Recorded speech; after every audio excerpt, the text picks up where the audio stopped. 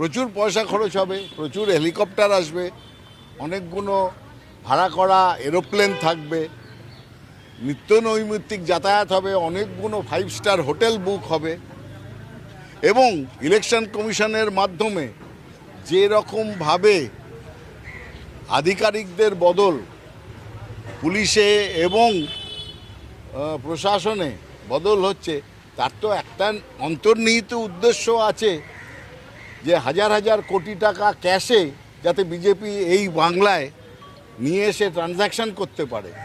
এর আগেও করেছে এবং আমি নিজে দায়িত্ব নিয়ে বলছি, আমি জানি, সেই সাক্ষী আমি। এমনকি রাজভবনকেও ব্যবহার করা হয়েছিল আগের নির্বাচনে টাকা পয়সার লেনদেনের জন্য। অনেক নেতা রাজভবনে গিয়ে তারপরে বেরিয়ে চ্যাটাচি কেস নিয়ে। রাজভবন থেকে টাকা নিয়েছে? হ্যাঁ, রাজভবন থেকে, রাজভবনে টাকা স্টোর করা হতো, বিজেপির টাকা। 2021-এ 2024-এও হয়েছে। লোকসভা নির্বাচন, হ্যাঁ, লোকসভা নির্বাচনেও হয়েছে। এইগুলো আপনাদেরই তো খবর রাখা উচিত। আমি আপনাদের আরও একটি কথা বলছি, যেটা বলেছি আগেও। আপনারা বলুন তো, 2019-এর নির্বাচনে দিলীপ ঘোষ দাঁড়িয়েছিলেন খড়গপুরের লোকসভা কেন্দ্রে, আপনারা জানেন।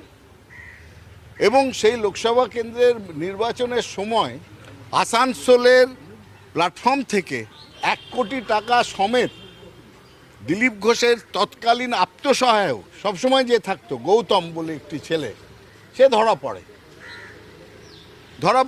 সবাই জানে। সে কেসটা কোথায় গেল? 1 কোটি টাকা নিয়ে কেউ ধরা পড়লে কোথায় গেছে? গৌতমবাবু কি জেলে আছেন? না।